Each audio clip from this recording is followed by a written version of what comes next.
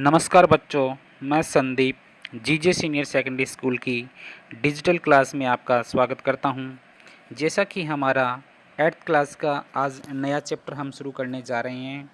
Chapter का नाम है आपका व्यापार से साम्राज्य तक कंपनी की सत्ता स्थापित होती है। यानी आप सभी जानते हैं कि स्टार्टिंग में जो है अंग्रेज़ यहाँ पर सिर्फ व्यापार करने के लिए आए थे। व्यापार से उन्होंने क्या करना शुरू कर दिया था, धीरे धीरे जो है यहाँ पर साम्राज्य स्थापित कर लिया था। तो लेसन भी यही है, व्यापार से साम्राज्य तक। यानी अंग्रेज़ है यहाँ पर स्टार्टिंग में मैंने कह दिया कि व्यापार करने के लिए आए थे, लेकिन बाद में जो है यहाँ उन्होंने जैसी कंपनी लगाई, धीरे धीरे उन्होंने जो है भारत पर कई इलाकों में उन्होंने जो अपना अधिकार शुरू कर दिया और एक टाइम ऐसा आया कि संपूर्ण भारत पर उनका सत्ता स्थापित हो गई थी। तो इसी पर हमारा जो चैप्टर है उस चैप्टर से संबंधित जो है कुछ इम्पोर्टेंट पॉइंट्स है, तो वो हम रीड करते हैं स्टार्टिंग में, तो हमारे लिए चैप्टर को पढ़ना आसान हो जाएगा। चैप्टर में बताया गया है मुग़ल साम्राज्य का विघटन। यानी जब भारत में बाबर ने मुग़ल साम्राज्य की नींव रखी थी, 7वीं क्लास में हमने पढ़ा था कि सबसे पहले बाबर है वो 1526 में राणा सांगा के बुलाने पर भारत में आया था और पानीपत की प्रथम युद्ध हुआ था 1526 में इब्राहिम लोदी और जो है बाबर के बीच। इसमें बाबर की विजय हुई थी और बाबर ने भारत में मुग़ल साम्राज्य की नींव रखी थी।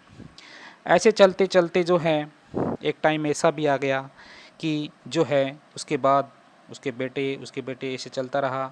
तो 1707 तक आते आते जो है जब औरंगजेब की मृत्यु हो जाती है तो जो है उसी के साथ ही मुग़ल साम्राज्य का पतन शुरू हो जाता है। तो इसमें जो है कई जो है बार हमें यह समस्या आ जाती है कि हम जो है इनके कैसे नाम है वो याद रखें। तो एक लाइन बताता हूँ मैं, उसको याद रखना तो जो है हमें ये पढ़ने में आसानी रह जाती है कि किसके बाद कौन सा मुग़ल सम्राट बना था। लाइन है, बहुत से शेर अब भी जहाँ में हैं शाहजहाँ औरंगजेब की तरह। बहुत से शेर अब भी जहाँ में हैं शाहजहाँ औरंगजेब की तरह। बैसे बहुत में बैसे बाबर हुसे हुमायूं, हुसे हुमायूं। उसके बाद अब में ऐसे अकबर, अकबर के बाद जो है जहाँ जहांगीर, उसके बाद जो है शाहजहाँ, उसके बाद है औरंगजेब। तो इस प्रकार जो है हमें ये याद रखने में समस्या नहीं रहेगी। तो मुग़ल साम्राज्य का विघटन पढ़ते हैं हम। मुग़ल साम्राज्य का विघटन है वो 1707 में औरंगजेब की मृत्यु के पश्चात मुग़ल साम्राज्य है वो छिन्न भिन्न हो गया। क्योंकि जो है औरंगजेब से पहले जितने भी शासक हुए हैं वो शक्तिशाली थे और मुग़ल साम्राज्य को अच्छी तरह से उन्होंने स्थापित किया था। बट जो जैसे ही जो है औरंगजेब की मृत्यु हो जाती है 1707 में, तो उसके बाद जो है जितने भी जो राजा बने हैं वो जो है मुग़ल साम्राज्य को संभाल नहीं पाए। परिणाम स्वरूप मुग़ल साम्राज्य का विघटन शुरू हो गया था। इसमें जो है भारत में क्या हुआ, मराठों ने, सिखों ने, जाटों ने और कुछ अन्य जनजातियों ने मुग़लों के विरुद्ध विद्रोह आरंभ कर दिया। इससे जो है देश है वो कई छोटे छोटे क्षेत्रों में विभक्त हो गया, मतलब बंट गया, और जहाँ कई जो है स्वतंत्र राज्यों का भी उदय हो गया। तो हम क्या कहेंगे, 1707 में औरंगजेब की मृत्यु हो जाती है और उसी के बाद जो है मुग़ल साम्राज्य का विघटन शुरू हो जाता है। नेक्स्ट है आपका वाणिज्य। वाणिज्य का मतलब होता है व्यापार। वाणिज्य का मतलब क्या होता है, और व्यापार। व्यापार में हम क्या करते हैं कि हम जो भी पैसे लगाकर कोई व्यापार शुरू करते हैं तो मुनाफे के लिए करते हैं, फ़ायदे के लिए करते हैं। तो जो वाणिज्य क्या होता है, यह एक ऐसा उद्यम है जिसमें वस्तुओं को कम मूल्य पर खरीदकर ऊंची कीमत पर बेचा जाता है। इस प्रकार भारी मुनाफा कमाया जाता है। ईस्ट इंडिया कंपनी भी जो है एक वाणिज्यिक कंपनी थी। यानी जैसे कि हमारा लेसन में भी आया है कि जो कंपनी क्या करने आई थी, यहाँ जो है व्यापार करने के लिए आई थी। क्या करने का आई थी, व्यापार करने के लिए आई थी। फरमान, फरमान का मतलब होता है आदेश जारी करना। फरमान का मतलब क्या होता है? एक शाही आदेश होता है, एक राजा होता है, वो क्या करता है? फरमान जारी करता है। क्या करता है वो? फरमान जारी करता है। ये राजा का फरमान, कई बार हम जब सीरियल देखते हैं तो उसमें सुनने में भी ये देखने को मिलता है। कठपुतली, कठपुतली यानी पुपेट, इसमें क्या होता है? एक जो है खिलौना होता है इसे, उस खिलौने के जो है ऊपर रस्सी बंधी होती है और उस रस्सी को जैसे जैसे हम हिलाते हैं तो ये पुपेट है वो डांस करता है। तो कठपुतली क्या होता है? एक खिलौना होता है जिसमें हम धागों द्वारा अपनी इच्छा से उसको नचा सकते हैं। मतलब एक खिलौना जिसको हम धागे बंधे होते हैं और जैसे ही हम अपनी उंगलियां जो है हिलाते हैं तो वो खिलौना भी नाचता है। जो व्यक्ति किसी दूसरों के इशारे पर चलता है तो उसका मजाक उड़ाने के लिए प्राय जो है कठपुतली कहा जाता है। नेक्स्ट है आपका निषेधाज्ञा। निषेधाज्ञा का मतलब होता है कुछ न करने का निर्देश, कुछ न करने का निर्देश। अधीनस्था का मतलब होता है अधीन यानी दब्बूपन। अधीनस्था का मतलब क्या होता है? अधीन यानी दब्बूपन। अब किसी के अधीन कार्य करेंगे तो हम क्या रहेंगे? हम दब के कार्य करेंगे, इसलिए उसको क्या कहा जाता है? दब्बूपन। नेक्स्ट आपका कन्फेडेक्शनरी। कन्फेडेक्शनरी का मतलब होता है गठबंधन। और गठबंधन में क्या होता है? जो है किसी के साथ मिलकर जब को कार्य किया जाता है तो उसे गठबंधन कहा जाता है। नेक्स्ट आपका मुफ्ती। मुफ्ती क्या होता है? मुफ्ती जो है जैसे हमारे यहाँ वकील बोलते हैं उसी प्रकार मुफ्ती क्या होता है? मुस्लिम समुदाय का एक न्यायविद जो कानून की व्याख्या करता है। न्यायविद जो कानून की क्या करता है? व्याख्या करता है, कानून की व्याख्या करता है, वो क्या कहलाता है? मुफ्ती। काजी क्या होता है? काजी जो है हम मान लेते हैं जज। क्या मान लेते हैं? जज। कि काजी मुस्लिम समुदाय है का न्यायाधीश जो मुफ्ती द्वारा दी गई कानून की व्याख्या के आधार पर फैसले सुनाता है। तो फैसले कौन सुनाता है? जज। और यहाँ पर जो है हम काजी क्या लेंगे? काजी जो है मुसलमान समुदाय का न्यायाधीश होता है। आगे है आपका मस्केट। मस्केट क्या होता है? पैदल सिपाहियों द्वारा प्रयोग की जाने वाली एक भारी बंदूक। मस्केट क्या होता है? पैदल जो सिपाही होते हैं वो जो है उनके पास एक बंदूक, भारी बंदूक होती है, उसको क्या बोलते हैं?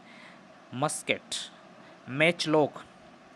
मैचलॉक क्या होता था? मैचलॉक में शुरुआती समय में जो बंदूक होती थी उसमें बारूद को जो है माचिस की चिंगारी दी जाती थी। मतलब उसे चलाने के लिए जो बंदूक होती थी उसको जो है अंदर जो है बारूद भर के उसके बाद जो है माचिस की चिंगारी से उसको जलाया जाता था, तब वो चलती थी।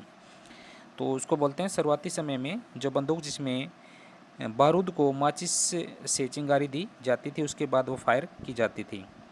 धर्मशास्त्र। धर्मशास्त्र क्या होता है? संस्कृत की वे पुस्तकें जो सामाजिक तौर तरीके, आचरणों के सिद्धांतों की व्याख्या करती हैं। धार्मिक जो धर्मशास्त्र है वो क्या है? संस्कृत की जो किताबें हैं जो सामाजिक तौर तरीके हमें सिखाते हैं। नेक्स्ट आपका फैक्ट्री। फैक्ट्री क्या है? भारत में यूरोपीय कंपनियों के व्यापारी केंद्र क्या कहलाते हैं? फैक्ट्री कहलाते हैं। जहाँ पर यूरोपीय कंपनी जो है व्यापार के लिए जो है व्यापारिक केंद्र स्थापित किए थे तो वो जो है क्या कहलाते हैं? फैक्ट्री कहलाते हैं। 1600 ईस्वी में जो है सबसे पहले भारत में ईस्ट इंडिया कंपनी आई थी। भारत में सबसे पहले कौन सी कंपनी कब आई थी? ईस्ट इंडिया कंपनी है, वो 1600 ईस्वी में आई थी। और 1651 में पहली बार जो है उन्होंने अपनी फैक्ट्री लगाई थी। तो भारत में यूरोपीय कंपनियों के व्यापारिक के अंदर फैक्ट्री कहलाते हैं। और यह नाम जो है अंग्रेजी जो शब्द है फैक्टर्स निकला है। जो फैक्ट्री शब्द है वो किससे निकला है? अंग्रेजी शब्द फैक्टर से निकला है, जिसका अर्थ व्यापारिक कंपनियों के अफसरों से था।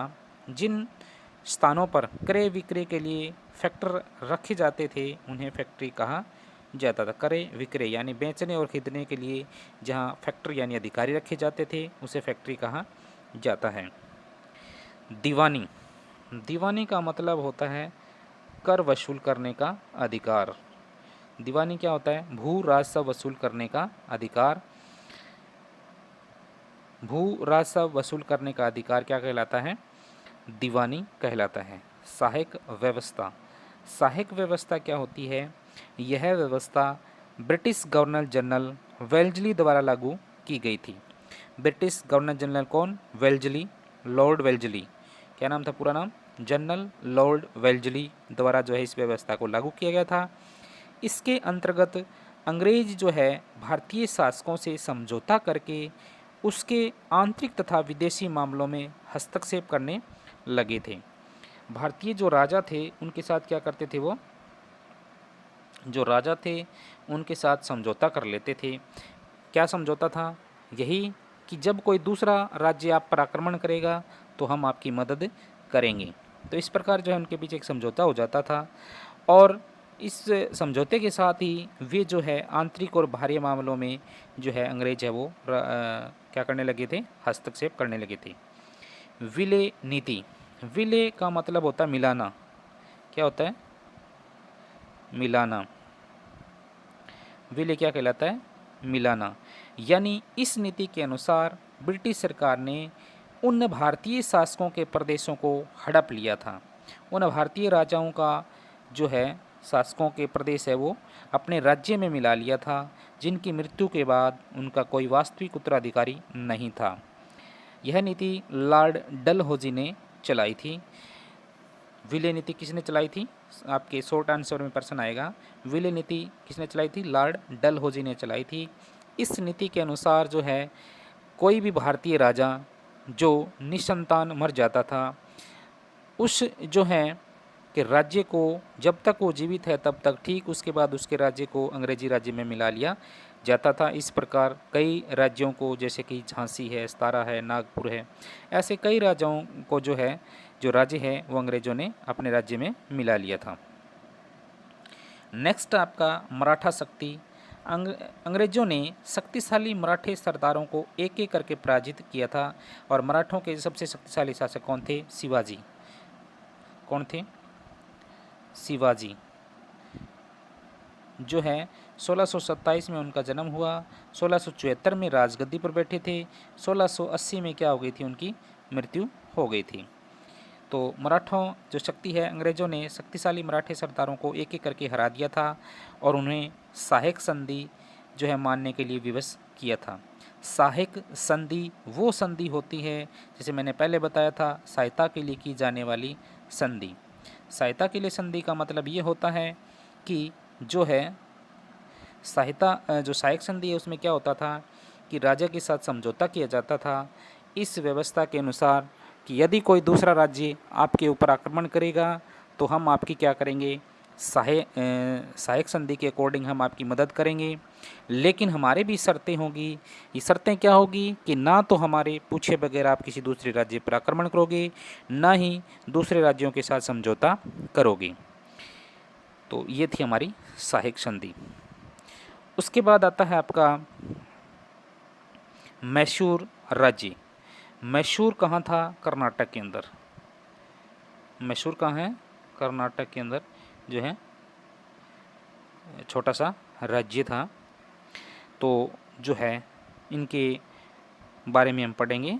मैसूर पर विजय पाने के लिए अंग्रेज़ों ने हैदर अली और उसके बाद में उसके बेटे टीपू सुल्तान के साथ जो है मिलकर टीपू सुल्तान थे उसके बेटे, उनके साथ मिलकर के जो है मतलब उसको मिला करके जो है 4 लड़ाइयाँ लड़ी थी और अंत में जो है अंग्रेज़ों की जीत हुई थी। टीपू सुल्तान जिसकी तलवार है वो काफ़ी मशहूर रही है।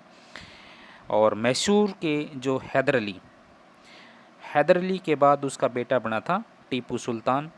टीपू सुल्तान है वो काफ़ी मशहूर है और मैसूर के ही राजा है, याद रह जाएगा। टीपू सुल्तान क्या थे? मैसूर, और मैसूर के ही राजा। नेक्स्ट आपका पंजाब विजय। पंजाब विजय 1849 में अंग्रेज़ों ने सिखों को हराकर पंजाब को अंग्रेजी राज्य में मिला लिया। इस प्रकार जो है अंग्रेज लगभग पूरे भारत के स्वामी बन गए थे। तो सिखों को कब हराया? सिखों को हराया 1849 में। अंग्रेज़ों ने जो है सिखों को हराया और उसके बाद उन्होंने अंग्रेजी जो है पंजाब को अंग्रेजी राज्य में मिला लिया और इस जीत के साथ ही जो है पूरे भारत पर अंग्रेज़ों का शासन हो गया था। तो आज के लिए इतना ही। Thank you. Have a good day.